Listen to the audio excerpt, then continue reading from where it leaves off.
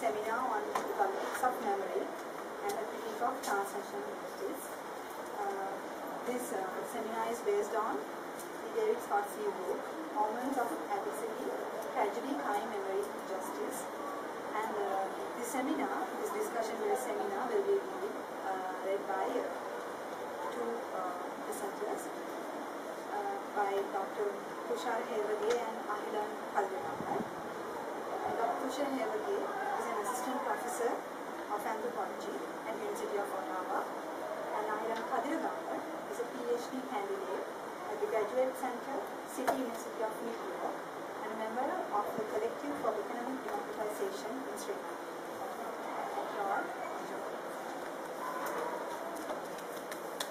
Yeah, I think the way we're going to do it is, I think Thushara is going to speak maybe for about 20 minutes, and then I'm going to also maybe just speak for about 15 minutes, but it's going to be mainly discussion oriented. I think all of you heard that there was homework, and so hopefully you have read it, because I don't think either of us are experts on either the politics of memory or transitional justice, but we thought it's also, given the situation in the country now, it's timely to maybe engage David Scott's new book. Just one suggestion, I think we decided not to use the mic, so if those of you in the back want to come a little bit more to the front, it might be easier. And also, because it's a small group, for us also it would help just to know who's in the audience, because this is going to be discussion oriented. So if you don't mind, I was wondering if you could do just like a quick round of introductions, your name, or if you're in the university, or where you work, or what your interest is, just one line about yourself, so we, I think we just help set the discussion and also where we want to pitch it. I'm from Department of Social and And everybody from Department of History. Good afternoon, I'm Sankumar from Social Sciences Association. I'm Sunil Sharma, I'm a civil engineer. I'm Suman Sindhi, I'm Suren Raghavan, presently using scholar at the Department of History. I'm Kumudu, Department of Sociology, Colombo University. Hi, my name is Nicola. I'm a new recruit to the DLT. I work for the Civil Society Support Program. Hi, I'm Neha Singh. I finished my master's. I'm going to do my PhD at member of the Collective for Democratization. I'm Niranjan Vandana. I'm doing some work for the Diocese of Colombo. I'm Madhava. I'm an undergraduate of Grenada Revolution.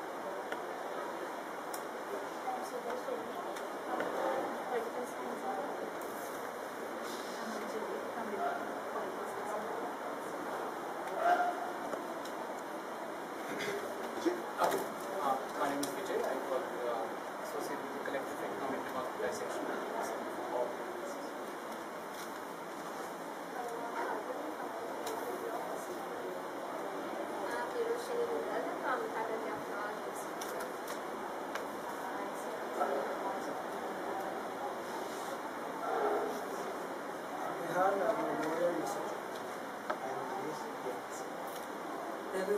Department of English University of Law.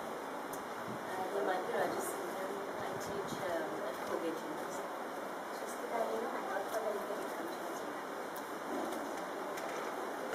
So I think let's start. So, by the way, please tell me if you can't hear me at the back, and I'll try and project further. So, the pieces we're reading today concern David Scott's meditation on the experience and memory of the catastrophe, catastrophic failure, and traumatic experience of revolution in Grenada during the 80s. So the a very basic timeline of events is as follows. The revolution commenced in 1979 with the overthrow of the authoritarian regime of Eric Gary. It was led by the Marxist-Leninist New Jewel movement, the NJM, and the foremost leaders of this movement were Maurice Bishop and Bernard Cord. And tensions within the ensuing socialist government and its leadership, no doubt exacerbated by the CIA's destabilization, precipitated a crisis. And this crisis began with the arrest of Bishop and culminated in his killing, along with his associates, under unknown circumstances. So this supplied the pretext for the US invasion of Grenada in October 1983, and then the arrest, show trial, and imprisonment of the Grenada 17 for conspiracy to murder Bishop, and the criminalization and delegitimization of the revolution itself as a whole. And so the Grenada 17 consistently denied their criminal liability and so responsibility for these events, and for the murder of Bishop, and they were eventually freed in 2009 following a 2007 Privy Council judgment on the unconstitutionality of their sentencing. So those are very basic facts. I think Ahilan will deal with the subject of transitional justice and liberalism a little later on, more fully in his part of the introduction. For my part, he's asked me to speak a little about David Scott's work insofar as it's relevant for the readings which have been assigned for today, but also for the study of Sri Lanka. So I'll do this.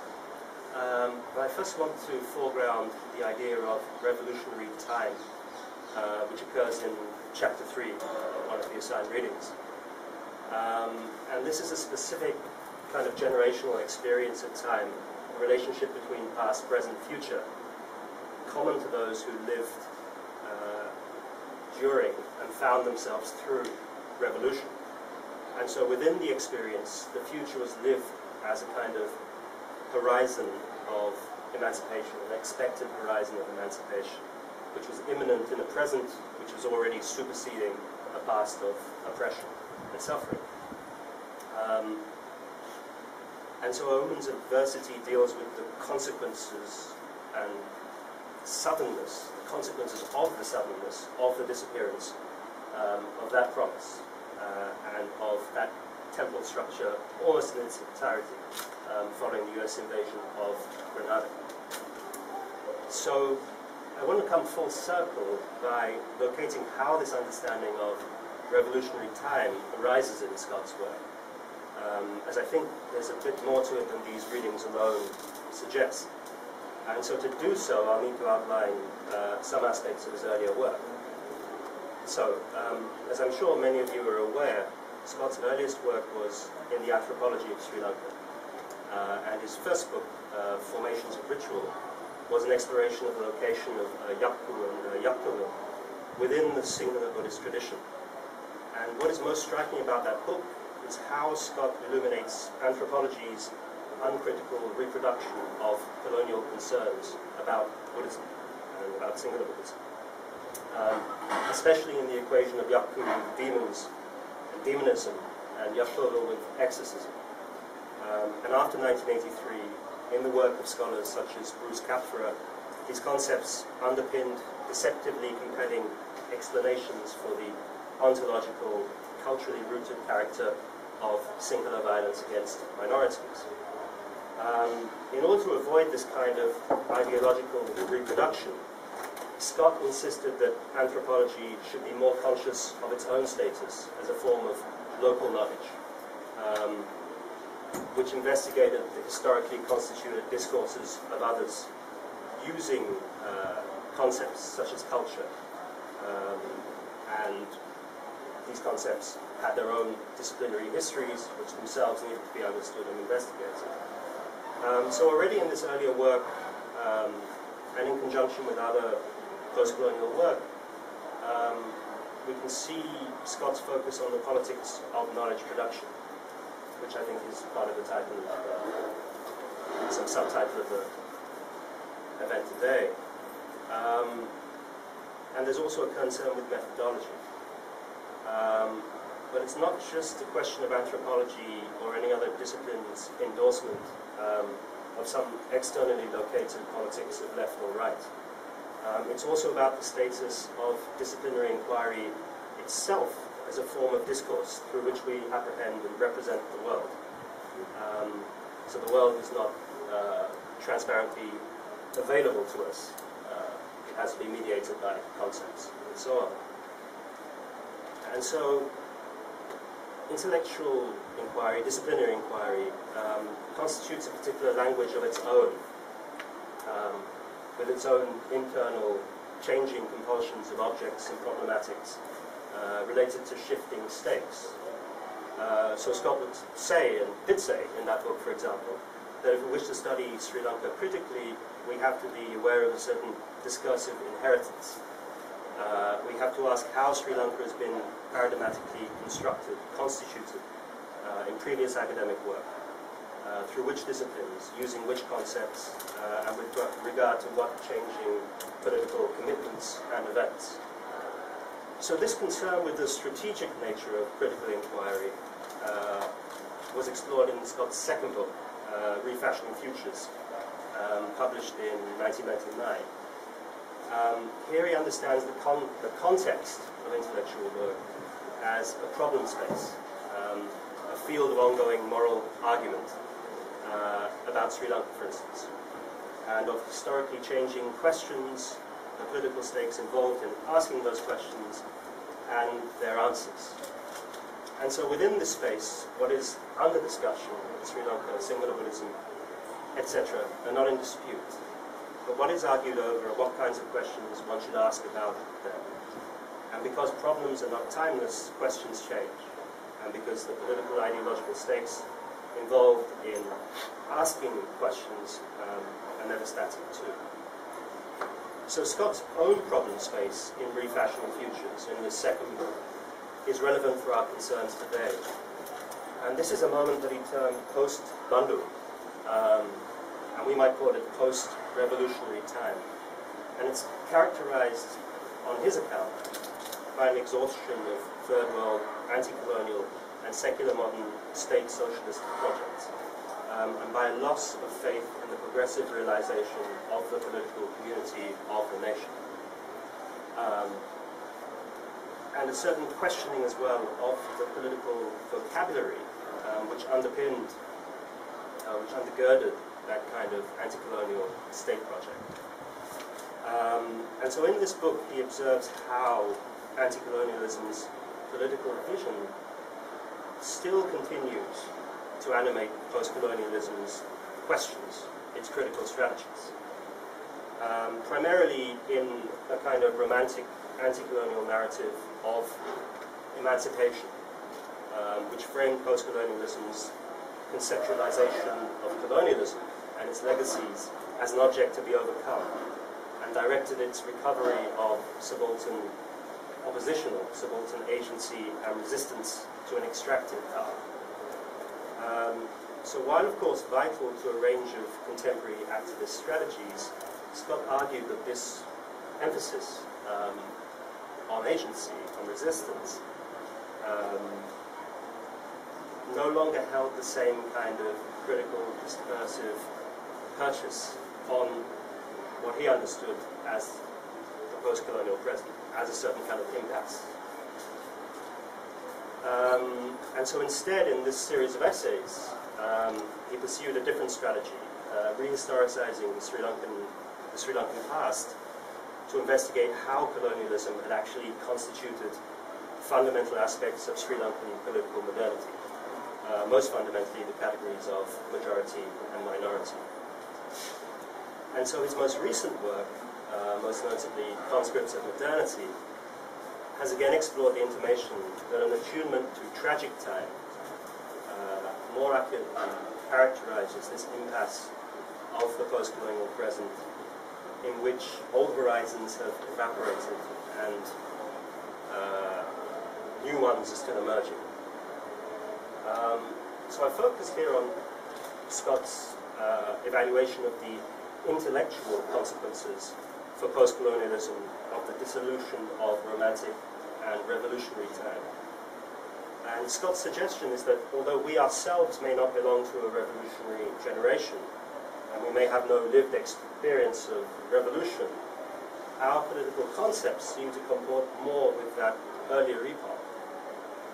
The question that then arises is what form of temporality, what sorts of concepts adequate more with the experience of the still post-colonial present. And this is what he seems to move to answer or to address in Omens of Adversity. And the contrast, if we think about chapter 3, which I think was the first of the assigned readings, seems to be in that chapter between mourning as a form of reparative remembering, which enables a kind of productive release from an ideal, versus paralyzing nostalgia, which preserves, maintains the object as a source of wounding attachment. And each of these dispositions towards the past, forms of retaining the past, of dealing with the past, correspond to necessarily distinct, different lived experiences of the past. So nostalgia is the lot of that generation which lived through the revolution and experienced the sudden permanent loss of its very organization of time. And that generation's ensuing paralysis and shame, owing to the fact that, in a sense, it was rescued by the US invasion, seems to be focused, projected onto recrimination and the desire to punish those responsible for Bishop's murder and the disappearance of their future. The possibility of mourning, however, is latent for Scott in the succeeding generation, born in the aftermath of revolutionary ruin, and with no revolutionary expectation of time. And their different inheritance of the event enables them, on his account, to act differently on that event. And so he locates this disposition, this reparative possibility, in the project of these students. He produced this text, Under Cover of Darkness, which is an investigation of the death of Maurice Bishop. He doesn't say a great deal about what their differently mediated remembering of the event might consist in. But elsewhere in the book, there seems to be a suggestion that it resides in a certain kind of acknowledgement, a certain kind of recognition of the potentially tragic dimensions of political action. And so Scott, in the conflict between Bishop and other leaders of this NJM, discerns a truth, actually, it seems to him, of the inherent vulnerability of political action to reversal, to unintended consequences, to ends which bear no resemblance to the means which were pursued. And this seems to be a factor in whatever our sense of ourselves as self-possessed individual agentive actors. And so tragedy, as he puts it, and I quote, issues from the collision of actions which are one-sided in their attachment to their own justifications, and consequently unyielding to the justifications of others. And so if we grasp this, according to Scott, we might cultivate the virtues of modesty and responsibilities, which for him are key elements of a critical political sensibility, which seems to bear some possibility of forgiveness, of opening on to some process of forgiveness. So I'll stop there. I think there's more to be said. I mean, this one thing which one has to, which emerges actually in the chapter on transitional justice, but not so much in the other chapter, is also Scott's, I mean, if he has, if there is a certain sense of exhaustion of revolutionary time, and of revolutionary energy, and of revolutionary narrative, and of a certain romantic account of history on his account, there's still also a certain impatience with the way in which liberalism seems to have become normalized as what it means to be political, actually. It seems to define what it means to be political these days. What he says somewhere is that liberals no longer even have to make an argument for the virtues of particular liberal political positions, because they don't have a great deal to contend with, but also that various kinds of liberal tenets have been normalized as part of the background, as it were, to various kinds of discussions about political futures. And there's an associated point here, which I think has to do with and which is perhaps something we might consider as well. What is the exact location of intellectual work? What is its relationship to policy? What form of discourse is it? Anyway, I'll stop there.